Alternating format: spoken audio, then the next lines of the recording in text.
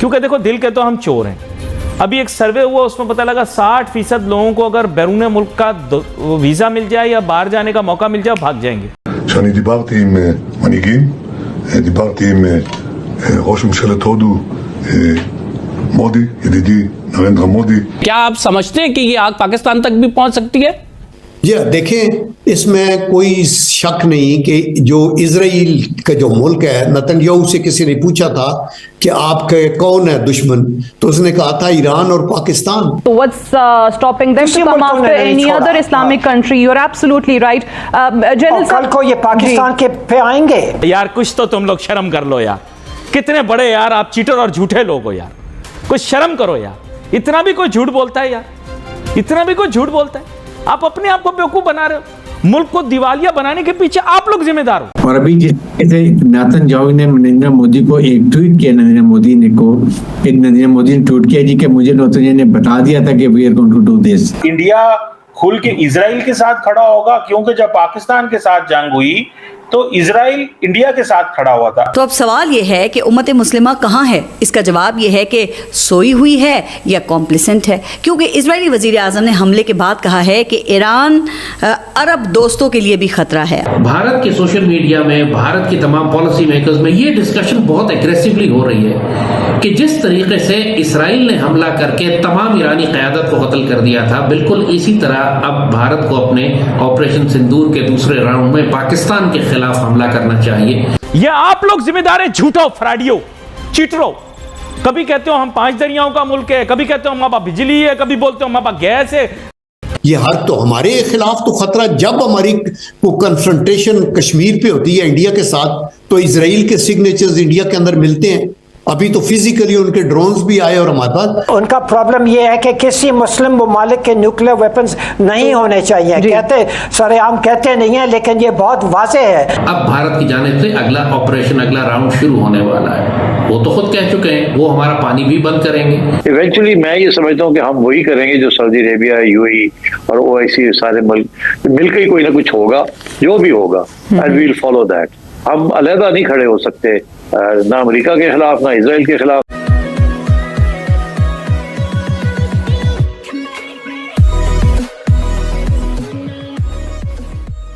नमस्कार दोस्तों, अब जब इंडिया और इजराइल दोनों की साथ में बात आती है ना, तब देखने लायक सिचुएशन होती है पाकिस्तान के अंदर। मैं यहाँ पर बात कर रहा हूँ कि पिछले दिनों जो इजराइल ने ईरान पर अटैक किया था, हालांकि इजराइल ने बहुत बार ईरान पर अटैक किया है, लेकिन जो बड़ा वाला अटैक था तो उसमें नेतन्याहू ने उसके बाद प्रधानमंत्री मोदी से बात की थी। तो ये पाकिस्तान को लगता है कि भाई अब ऐसा क्यों हो रहा है कि कई सारे कंट्रीज़ जो है वो अपना कुछ कांड करने के बाद इंडिया को फ़ोन करते हैं।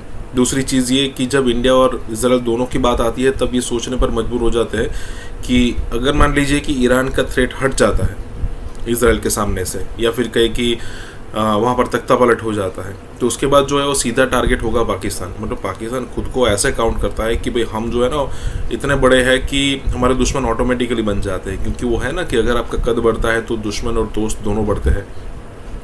तो उसको ऐसा लगता है, मतलब इतना सीरियसली मुझे नहीं लगता कि नेतन्याहू पाकिस्तान को लेते होंगे। उनका सालों पुराना एक स्टेटमेंट है कि ईरान के बाद हम पाकिस्तान को सेटल आउट करना चाहेंगे। तो जब दोनों की बात आती है ना, तब पाकिस्तानी मीडिया में देखने लायक बात होती है कि क्या क्या डिस्कशन होता है। इसके साथ ही वीडियो शुरू करते हैं। और हाँ दोस्तों, एक और रिक्वेस्ट है आपसे कि कृपया करके हमें सुपर थैंक्स के माध्यम से मदद करना ना भूलें। ये next India Israel against Iran Pakistan है। इंडिया ने बिल्कुल इसी तरह अटैक किया था जैसे इजराइल ने अभी ईरान पे अटैक किया 6-7 मई को। लेकिन क्योंकि पाकिस्तान की मिलिट्री लीडरशिप बहुत ही प्रोफेशनल है, उन इंस्पायरिंग लीडरशिप है, मिलिट्री तैयारी की हुई थी, होमवर्क किया हुआ था, पूरी कौम साथ खड़ी हो गई थी। और फिर एक इंडियन अनट्रेन्ड अनप्रोफेशनल फौज जो इसको अपने तरीके से प्लान नहीं कर सकी, क्योंकि इजराइल के इवन लोग वहां पर जम्मू कश्मीर में आए हुए थे इनको सपोर्ट करने के लिए, और वो मेरे ख्याल में ड्रोन के साथ भी इनको सपोर्ट कर रहे थे। और अभी जैसे नेतन्याहू ने नरेंद्र मोदी को एक ट्वीट किया, नरेंद्र मोदी ने ट्वीट किया जी कि मुझे नेतन्याहू ने बता दिया था कि we are going to do this. That mean कि ईरान को समझ आ जानी चाहिए कि उसके पीछे कमर में किसने छुरा घोंपा है। जो छाबहार में रॉक लोगों को बिठाया हुआ था ईरान ने, भी सपोर्ट कर रहे थे, जो कुछ हो रहा था वहाँ इंफॉर्मेशन शेयरिंग कर रहे होंगे, जब कुछ दे रहे होंगे इंडिया के थ्रू, वो इजराइल को things are now very clear. अब भारत की जानिब से अगला ऑपरेशन, अगला राउंड शुरू होने वाला है। वो तो खुद कह चुके हैं वो हमारा पानी भी बंद करेंगे, वो बड़े बड़े प्रोजेक्ट शुरू कर रहे हैं, हमारे हत्ता के दरियाए सिंध तक का पानी वो अब चोरी करना चाहते हैं। तो ये बात बिल्कुल वाज़ेह है कि जो तसादुम हमारा भारत के साथ शुरू हुआ है, अब ये दिल्ली की फतह तक ही जाएगा। बीच में राउंड्स हो सकते हैं, एक जंग हो फिर रुके, फिर जंग हो फिर रुके, लेकिन दुश्मन बाज आने वाला नहीं है। वो हमारा पानी बंद करता रहेगा। पानी हमारी रेड लाइन है, ये बात तो पूरी हुकूमत, रियासत एक पॉलिसी के तौर पर कह चुकी है कि पानी बंद करने का मतलब जंग है। वो हमारे अंदर दहशतगर्दी भी भेजेगा, वो हमारे अंदर अपने असासे भी तैयार करेगा, जिस तरह इसराइल ने ईरान के अंदर जासूस और असासे और गद्दार तैयार किए हुए हैं। पाकिस्तान में भी माशाल्लाह बेशुमार है, इतने हैं कि हम तो एक्सपोर्ट करके फॉरेन एक्सचेंज कमा सकते हैं। सबसे बड़ी एक्सपोर्ट ही हमारी गद्दार है, इतने गद्दार माशाल्लाह पाए जाते हैं पाकिस्तान में। तो भारत इस वक्त रीऑर्गेनाइज कर रहा है। हमने बहुत वक्त दे दिया, 1 महीना उस जंग को भी हो गया है तकरीबन। वो रीऑर्गेनाइज कर चुका है, उसने इसराइल से, अमेरिका से बहुत बड़ी तादाद में हथियार और असलाह मंगवाया है। इसराइल उस जंग में भी भारत के साथ शामिल है पाकिस्तान के खिलाफ। जितने ड्रोन पाकिस्तान के खिलाफ फायर हुए थे, पूरी पाकिस्तानी कौम जानती है वो इसराइल है। और इसराइल पाकिस्तान को ईरान से ज्यादा बड़ा खतरा तस्वुर करता है। ईरान तो एटमी ताकत नहीं था, बनना चाहता था, पाकिस्तान तो एटमी ताकत है। पाकिस्तान के पास तो ऐसे मिसाइल भी मौजूद हैं, इंटरकॉन्टिनेंटल बैलिस्टिक्स के, जो इसराइल को बराह रास्त एटमी मिसाइल्स के साथ हिट कर सकते हैं। और नेतन्याहू ये बात बहुत खुलकर कह चुका है कि इसराइल का सिक्योरिटी जोन जो है, वो उस वक्त तक इसराइल की सिक्योरिटी मुकम्मल नहीं होती जब तक पाकिस्तान से वो एटमी हथियार वापस ना ले लें या पाकिस्तान को तबाह ना कर दें। और उनके जो सिक्योरिटी एनालिस्ट हैं, जो पॉलिसी मेकर्स हैं, इस बात को खुल के बात एक्नॉलेज करते हैं कि इसराइल का सिक्योरिटी जोन दरियाए सिंध तक है। यानी जब तक दरियाए सिंध तक उनकी सरहदें या उनके हलीफ हुक्मरान नहीं होंगे, उस वक्त तक इसराइल अपने आप को कभी महफूज नहीं समझेगा। यानी दूसरी जानिब वो ये चाहते हैं कि भारत जो है वो दरियाए सिंध तक आ जाए, और दरियाए सिंध से आगे का जो इलाका है, ईरान पर भी इसराइल नवाज हुकूमत हो, तो ये सारा इलाका जो है भारत से लेकर इसराइल तक किसी मुसलमान ताकत के कब्जे में ना हो। अब जाहिर है ये जंग जो उन्होंने इसराइल से शुरू की थी, पहले गजा के मुजाहिदीन के खिलाफ की, इन्होंने गजा को खंडर बना दिया, पूरी मुसलमान दुनिया तमाशा देखती रही। फिर इन्होंने हिजबुल्लाह को तबाह किया, मुसलमान दुनिया तमाशा देखती रही। फिर इन्होंने शाम को तबाह किया, तो पूरी मुसलमान दुनिया तमाशा देखती रही। उससे पहले ये इराक को तबाह कर चुके थे, मुसलमान दुनिया तमाशा देखती रही। उससे पहले इन्होंने लिबिया को तबाह किया, मुसलमान दुनिया तमाशा देखती रही।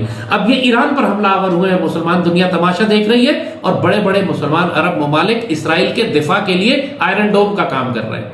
यानी जो ईरानी मिसाइल जो जा रहे हैं इसराइल की जानिब, इनमें अक्सरियत को तो अरब ममालिक मार कर गिरा रहे हैं, और चंद एक को अमेरिकन जहाज मार रहे हैं, और चंद एक जो है वो इसराइल जाके गिर रहे हैं। सो अरब ममालिक का तो ये हाल है, इनकी तो तबाही और बर्बादी सईदी रसूलुल्लाह ने आखिरी ज़माने के हवाले से बिल्कुल साफ बता दी थी कि ये बुत परस्त और मुशरिक भी हो जाएंगे, ये इनमें वहन की बीमारी लग जाएगी, ये माल और दौलत और दुनिया की मोहब्बत में और मौत के खौफ में मुब्तला हो जाएंगे। ये सब कुछ अपनी आंखों से आप देख रहे हैं। अब जंग ईरान तक आ चुकी है, और ईरान अगर तबाह होता है, और अगर तबाह नहीं भी होता तो एक हेडलेस स्टेट बन जाता है, अगर जिस तरह शाम बन गया था, जहां बड़े बड़े इलाकों पर बेशक बशारुल असद की हुकूमत थी दमिश्क में, लेकिन बड़े बड़े इलाकों के ऊपर दहशतगर्द ग्रोहों का कब्जा था।